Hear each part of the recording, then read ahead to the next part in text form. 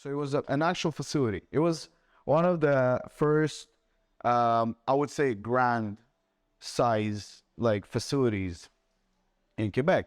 Okay. Because back in the time, it just really started, and like the way it started is that first of all, there's not much regulation around it. So like wherever you ask for power, like Hydro-Quebec or, at least for us, right? It's Hydro-Quebec. It's all renewable energy, all coming from hydro. And getting the first power back in the time, and I would call it, if I recall it correctly, it's in the late 2017s. So like late 2017, this company, if I'm not mistaken, the first name they had was Vogogo, and God knows why and where, but Vogogo was basically the company that one of their operators, he was looking to hire up some employees around to have to deploy machines, to install the ASIC miners. Back in the day, was the S9s. That was like the glorious S9. That was like the new hottest shit. Obviously, there were there's back more generations for that, right? There's a lot more, but I find that like the most popular generation that where it start really like rocking the ship was the S9. That was like the real start, probably like rock solid start beginning. And they basically were looking for this employee, and by this coincidence that Vlad speaks Russian and he speaks Hebrew, and it was kind of saying in a resume, and the guy who was hiring was speaking Russian, and they somehow like they got in touch, and he came and started right off the bat, started working, deploying. And Vlad would slowly like get around more guys from the neighborhood, like friends, to like start working in that like crazy place that they were mining Bitcoin, like it was like the weirdest shit you've ever hear. It's like you can never explain what your job is to your family. Like it just doesn't make sense. They're like, we're selling drugs for them. They go to this place, we get really dirty, like we're plugging in machines. It's loud. So it was like really random. But he started, and apparently Vlad, like as he mentioned to me as well, he's like he kind of knew already about this stuff. He heard about Bitcoin. He been around, just general knowledge, like hearing, knowing, not the first time, basically. Sure. Getting interactive with like the actual machines, and later on is basically where he somehow recommended, and the actual pilot projects for that company launched up, because it seems like they start making actual money, they saw a return, and they decided to actually go with their pilot project. So the first project was, if I remember correctly, was up to 6 megawatts, which is huge for that time. Yeah. Like 6 megawatts, we're talking about at least 6,000 machines. S9. Yeah, S9s. I mean, 6,000 ASICs in general. Yeah. It's a lot to see. 6 megawatts is a lot of power. Yeah. It's a lot of power. It's enough to like probably power up like a whole town. So you said, in Canada, you're generally buying, like you said, it was a Hydro-Quebec? Yeah, Hydro-Quebec. So what's the experience of dealing with a power company like that? Because generally it's like a power company tells you, oh, we'll get you this, you want this much. But then they start asking questions and they want to know about what's going on. And I feel like it's a different relationship. Obviously, like if we speak about the past right now, right? If we're focusing right now on the past, back in the time, obviously it was new for everybody, even for them. No matter how much money they had or how much knowledge of people they had running for them, they wouldn't have still like enough knowledge, because history, it didn't happen yet. Like most of the like biggest stuff in the mainstream. This is all still very new. Yeah, it was pretty still new, but I would say new in the larger scale, not just like local or like close community kind of thing. Like institutional. Yeah. And by the way, I wanted to mention as well, like we're talking 6,000 miners, but like back in the time, some of these miners were selling for like 5 to 6 grand. That's insane. S9. To think of an S9 being worth that much. Yeah. So like, and I think like some of them were even going for like retail for like 12 grand a piece. Jesus. So like, it's like, that's the latest gen you have right now. 13 terahash. Like that's a lot. it's just like, speaking of today, obviously for some people who like watching this right now, you know, like they might not have the understanding of like how much was it, like 13 terahash back in the time, but like just the fact that, you know, it used to cost a lot. And To get to terahash even.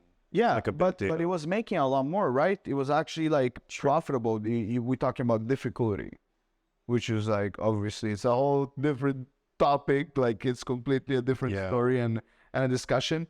But like difficulty, we'll make it short. It's just like how hard is it, and what like how many miners are working, and how much they can like collectively work and produce and get the reward for, right? So like the difficulty, the higher it is, the less everybody makes, and the less the difficulty is, the more everybody makes. Right. And obviously there is the halving, which happens every 4 years. So the block reward cuts by half.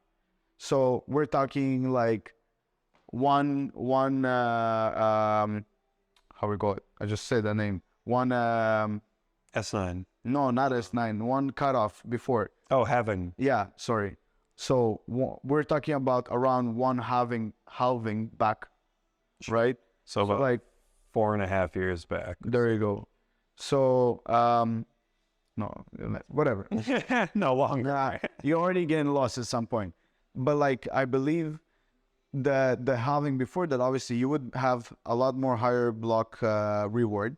So you would get a lot more bitcoins to be spread out around the whole pool of all the machines are running. And obviously your terahash amount was like a lot lower. And you know, difficulty would be hard to raise because there's still no new gens of machines that like produce so much terahash that are taking the majority of the pool. And this S9s was a crazy market. It was like a hot market. People like really wanted those. And it was this time where Vlad actually started to, you know, from what I remember, he started basically connecting with different type of individuals. And with this different type of individuals, they would find more people that were looking to buy those type of units and inquiring. And since he's in this facility and they like start liquidating or working around something else, you know, he started this business. And during that time, parallelly, I got in the picture. And I got in the picture working for the same company, basically through Vlad's recommendation on me, of like being, you know, like dedicated person, you know, like responsible, hard worker, willing to do, willing to go, willing to forward that, you know, just like put my time into. You were in it. You were. And they started this like pilot project, which was basically a 36 megawatt facility. Okay. So like I was called to like, you know, come here, let's start doing it. We're kind of know what we're doing, but we don't know what we're doing. We're not looking for your help to like figure out what we're doing, but we need somebody's help to accomplish anything. So like I basically jumped on the opportunity, obviously, and started working for this new project, which was occurring in Lachute. It's Quebec as well. It's about 1 hour. So I was driving for about 9 months on a daily basis, 1 hour to each direction, on a daily basis, to, you know, come with the crew, deploy machines, install cabling, racking up machines, Whatever it took. and then after a few months, I believe it was like this point where my basically the project manager that was like in charge of all this project going on, is that where he called and like, you know, it's like, Mike, yeah, like I'm not gonna be here all the time. It's like I need someone to be my eyes and like, you know, my hands and eyes over here. And like you know, I find you like a guy that can, you can deal with it. And how about, what do you think about it? Like, well, how about, you know, you take care of the stuff? And obviously I didn't say, you know, like no. Well, why would I say no? It must be stupid to say no. But I basically took over myself like this kind of responsibility, which was for me as well. Like it's a big deal. Still, like you don't know even what you're doing, but like you're kind of trying to go and figure out things throughout the way. And I basically kind of became, you know, the supervisor and I was responsible to bring more people to come work. So start hiring more and more guys like that I know that could come. And it was just basically just from the beginning, starting like deploying the units. You know, it's unboxing it, it's plugging it in, and like racking it up, preparing the cables, stacking everything up, you know, making sure everything is working, plugging it in, powering up power. And we're talking about 36 megawatts. That's about, in S9 times, 26,000 machines. Yeah. So like, each machine is like 5.5 kilograms with the power supply. Multiply by 26,000. Like that's a lot of kilograms you have to like unpack. We're talking about food load trucks like coming in every single day and like unloaded and like just unpacked and like going and going and going. And this thing just doesn't stop and they just keep coming. Like the worst nightmare you could have. And like basically it took around 8 months with so many like crazy stuff that going on. If it's HVAC, you know, like all the ventilation that you have to follow and make sure that they're, you know, you're not really a project manager. You have a project manager above you, but as a supervisor, your task is to just like to really go and supervise on the things he tells you. Like, hey, just make sure that there is things going on with all the ventilation in the building, and you get along with the guys with the ventilation. You actually start catching up. It's like, oh, there is supposed to be like another 20 panels needs to be installed. Like, make sure that like where are we at? Like, give me the report. What's going on? Give me the status. It's like running this, and then you have like basically the machines deployment. So like you kind of experience this world, I guess, from the task to task. I was deploying machines myself too, right? It's not that I just came in and started telling people what to do. Oh, I was deploying machines. I was doing all the thing from A to Z. And if it's organizing the cables the way it should, like we found at least back in the time, good.